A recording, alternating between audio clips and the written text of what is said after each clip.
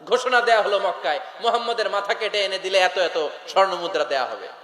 ওমরে ফারুক রাজি হয়ে গেলেন। নাঙ্গা তলোয়ার নিয়ে বিশ্বনবীর মাথা কাটার জন্য ছুটলেন। নাউজুবিল্লাহ পড়বেন না? বনু জাহরা গোত্রের এক লোক বলে, আইনা ইয়া আমার, কই যাও? মুহাম্মদের মাথা কাটতে যাই। আরে মুহাম্মদের মাথা কাটতে যাও? তোমার বোন ফাতিমা বিনতে খাত্তাব আর তোমার বোন জামাই সাঈদ কদ সাবা, এরা তো ধর্ম ত্যাগ করে ফেলছে। এটা তো আমাদের ধর্ম ত্যাগ করে মুহাম্মদের ফলোয়ার হয়ে গেছে। আগে ওমর ঘর সামলাও, পরে মুহাম্মদের মাথা কাটতে চেও। ওমরে ফারুক অবাক হয়ে গেলেন। তলোয়ার নিয়ে বিশ্বনবীর দিকে না যেয়ে নিজের বাড়ির দিকে চলে গেলেন। বিশ্বনবীর আপন বোন ফাতিমা বিনতে খাত্তাব, বোন জামাই সাঈদ আর খাব্বাব রাদিয়াল্লাহু তাআলা আনহু তিনজন মিলে সূরা তাহা তেলাওয়াত করছিলেন। পড়েন সুবহানাল্লাহ। মক্কায় লুকিয়ে লুকিয়ে দাওয়াত হতো। খাব্বাব রাদিয়াল্লাহু তাআলা আনহু একটা চামড়ার ফলকের মধ্যে সূরা তাহার কয়েকটা আয়াত এনে ওমরে ফারুকের বোন আর বোন জামাইকে শিক্ষা দিচ্ছে, ট্রেনিং দিচ্ছে। সুবহানাল্লাহ পড়েন। লুকিয়ে লুকিয়ে ওমরে ফারুক যখন ঘরে চলে আসলেন, এরা তটস্থ হয়ে গেল। সাইয়েদনা খাব্বাব বিছানার তলায় লুকিয়ে গেলেন। ওমরে ফারুক বললেন, দরজা খোলো।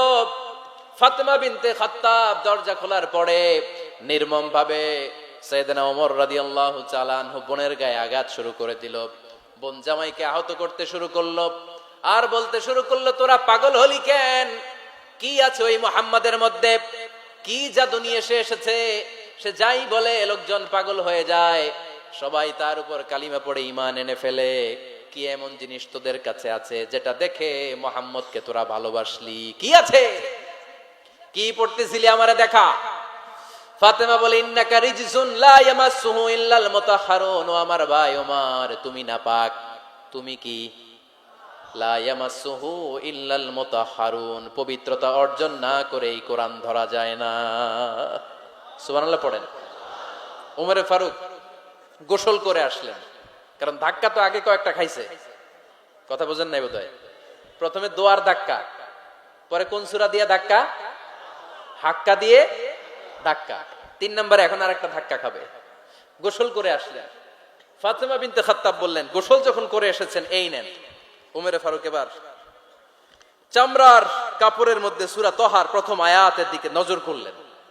নজর করেই কোরআনের প্রেমে পড়ে গেলেন। পড়েন সুবহানাল্লাহ।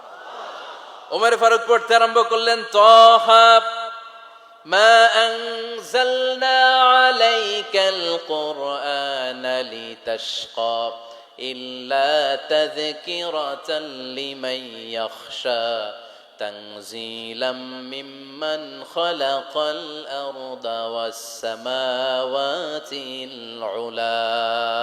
সুবহানাল্লাহ পড়েন।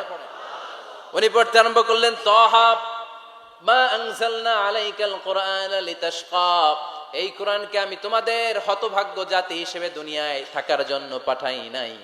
এটা রব্বুল আলামিনের পক্ষ থেকে এসেছে। যারা রবকে ভয় করে তাদের জন্য আছে উপদেশ। যিনি আকাশ বানিয়েছেন, জমিন বানিয়েছেন, ওই আল্লাহ তাআলা নিজেই এই কোরআন পাঠিয়েছেন। আওয়াজ করে পড়তে হবে, আল্লাহু আকবার। উনি খুব ভালো আরবি জানতেন। সূরা তাহা পড়ার পরে আর ধৈর্য ধারণ করতে পারে না। ওমর ফারুক ছোট্ট বাচ্চার মতো কান্না শুরু করে দিলেন। আল্লাহু আকবার। সূরা তাহাটা হাতে নিয়ে, তলোয়ারটা হাতে নিয়ে বিশ্বনবীর দিকে ছুটতে আরম্ভ করলেন। আইনা মুহাম্মদ, কোথায় মুহাম্মদ? তোমরা আমাকে মুহাম্মাদের কাছে নিয়ে চলো। বিশ্বনবী তখন সাফা পাহাড়ের পাদদেশে দারুল আরকাম ইবনে আলকামের ঘরে লুকিয়ে লুকিয়ে কোরআনের দাওয়াত দিতেন। ওমরে ফারুককে পাগলের মতো ছুটে আসতে দেখে বিশ্বনবীর চাচা হামজা ইবনে আব্দুল মুত্তালিব বলল, নবী আপনি পালান। ওই যে খাত্তাবের বেটা ওমর আপনাকে অপমান করার জন্য, আক্রমণ করার জন্য তেরে এসেছে। সাহাবীরা বললেন, নবী আপনি পালিয়ে যান, আমরা সামাল দেব। বিশ্বনবী বললেন, না আমি পালাবো না, বরং তোমরা সরে যাও। ওমর ইবনুল খাত্তাবকে আমার দরবার পর্যন্ত আসতে দাও। আমার তো মনে হচ্ছে ওই যে তাহাজ্জুদের নামাজ শেষে চোখের পানি ছেড়ে যে আমি আল্লাহর কাছে দোয়া করেছি, আজকে আমার ওই দোয়াটা কবুল হতে শুরু করেছে। আমার তো মনে হচ্ছে আমার ওই দোয়া কবুল হবে, আসতে দাও।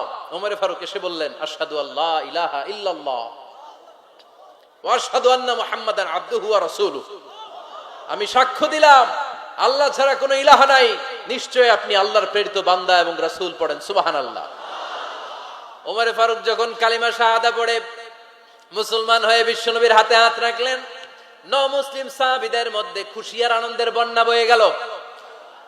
মুসলিম হাতে গোনা সাহাবারা আল্লাহর প্রশংসা করলেন। বিশ্বনবী সাইয়েদনা ওমরে ফারুককে জড়িয়ে ধরলেন।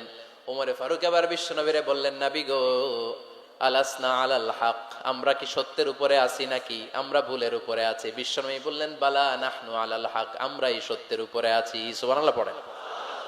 আলাসনা আলাল হক, নবী আমরা কি সত্যের উপরে নাই? হ্যাঁ অবশ্যই ওমর, তুমি সত্যের উপরে আছো।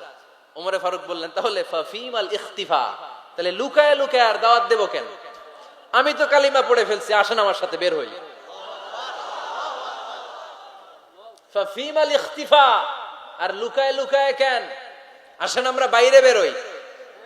বিশ্বনবী বললেন, ওমর এটা মাক্কি জীবন, এখানে আমরা একটু গোপনে গোপনে দাওয়াত দিতে চাই। ওমরে ফারুক বলে, না, আমার দায়িত্ব, আমি একটা মিছিল দিতে চাই নবী। আল্লাহর নামের তাকবীর দিতে দিতে দারুল আরকাম থেকে শুরু করে মসজিদুল হারাম পর্যন্ত একটা মিছিল দিয়ে আমি মক্কা কাঁপাইয়া দেব। অনুমতি দেন। বিশ্বনবী দিতে চায় না। ওমর ফারুক অনেক বুঝানোর পরে স্বল্প পরিসরের একটা অনুমোদন পাওয়া গেল বিশ্বনবী সাল্লাল্লাহু আলাইহি ওয়াসাল্লামের কাছ থেকে। কিন্তু মিছিল যে দিবে, মিছিলের জন্য লোকের দরকার আছে না নাই? এখানে লোক নাই, আমি একাই মিছিল দিতেছি। এটা জমবে, মিছিল জমবে। খুঁজে উনি 11 জন মুসলিম সাহাবা পেলেন। কয়জন? ওমরে ফারুক বললেন, 11 জনই সই। এই 11 জন নিয়ে আমি আল্লাহর নামের তাকবীর দিব। 2 লাইন করলেন। কয় লাইন? 2 লাইন। পেছনে 6 জন, আর এই লাইনের নেতা বানালেন বিশ্বনবীর চাচা হামজাকে রাদিয়াল্লাহু তাআলা আনহু। আর সামনে 5 জন, তার আগে দাঁড়ালেন উনি নিজেই। তাহলে 6 6 12। বললেন, এই 2 লাইনে আমরা তাকবীর দিতে দিতে, বেশি না, এই দারুল আরকামের ঘর থেকে, আপনারা জানেন যে সাফা মারওয়া এখন যে সাই হয়, এই সাফার পাদদেশে ছিল দারুল আরকামের ঘর। উনি বললেন, এখান থেকে ওই যে কাবার গিলাফ দেখা যায়, কাবার গিলাফ পর্যন্ত আমরা এই তাকবীর নিয়ে ওখানে যাব। সুবহানাল্লাহ পড়বেন না? ওখানে উনি দাঁড়িয়ে ছোট্ট একটা ভাষণ দিয়েছিলেন। উনি বলেছিলেন, মান আরাদা আন তাসকুলা উম্মু ওয়া ইয়াতামা ওয়ালাদু ওয়া তারমিলা যাওজাতুহু ফালিয়াসুদ্দানি। খেয়াল করে শুনেন, কান দুইটা খরগোশের কানের মতো খাড়া করেন। উনি এক বাক্যের একটা ভাষণ দিলেন। ভাষণ দিতে জানলে বড় ভাষণ দেয়া লাগে না। এক বাক্যের ভাষণ দিয়ে গোটা বিশ্বকে ঝাঁকুনি মারা যায়। চিল্লায় বলো ঠিক কিনা? ওমরে ফারুক এক বাক্যের একটা ছোট্ট ভাষণ দিলেন। মান আরাদা আন তাসকুলা উম্মু, কে আছো মায়ের এই মক্কায়, কে আছো মায়ের বুক খালি করতে চাও? ইয়াতামা ওয়ালাদু, কে আছো বাচ্চাগুলারে, নিজের সন্তানগুলোরে ইতিম বানাতে চাও? কে আছো তারমিলা যাওজাতুহু, নিজের স্ত্রীকে বিধবা বানাতে চাও? ফালিয়াসুদ্দানি, বুকের পাটা থাকলে আমি ওমর রে থামাও। ফালিয়াসুদ্দানি, দেখি মক্কায় কার এত বড় বুকের পাটা। কে আছো মায়ের বুক খালি করতে চাও, সন্তান রে ইতিম বানাতে চাও, স্ত্রীকে বিধবা বানাতে চাও? ফালিয়াসুদ্দানি, পারলে আমারে ঠেকাও। এই বলে উনি আল্লাহু আকবার, আল্লাহু আকবার, আল্লাহু আকবার বলে স্লোগান শুরু করে দিলেন। এক এক স্লোগানে মক্কার মরুজমিন থারথার করে কাঁপতে আরম্ভ করলো। এই মিছিল মক্কার কেউ দেয় নাই। মিছিলের আওয়াজ শুনে আবু জাহেল বাইরিস, উতবা বাইরিস, শাইবা, ওয়ালিদ ইবনে মুগিরা সব বের হয়েছে। কিরে, আমার এলাকায় এত বড় স্লোগান, কার এত সাহস? বের হয়ে দেখে মিছিলের সামনে ওমর। ওমর রে দেখে দিছে এক দৌড়। কারণ ওমরে ফারুককে থামানোর মতো বাপের বেটা মক্কায় দ্বিতীয়টা কেউ ছিল না। আওয়াজ করে বলেন ঠিক কিনা? ওমরে ফারুক আল্লাহু আকবার, আল্লাহু আকবার বলে স্লোগান দিতে দিতে মসজিদুল হারামের ভেতরে ঢুকে গেল। কাবার গিলাফ ধরার পরে সেদিন মিছিল থেমেছে। ওই আল্লাহর নামের স্লোগান সেদিন কেউ থামাতে পারে নাই, কিয়ামত পর্যন্ত কেউ থামাতে পারবে না। চিল্লায় বলো ঠিক কিনা?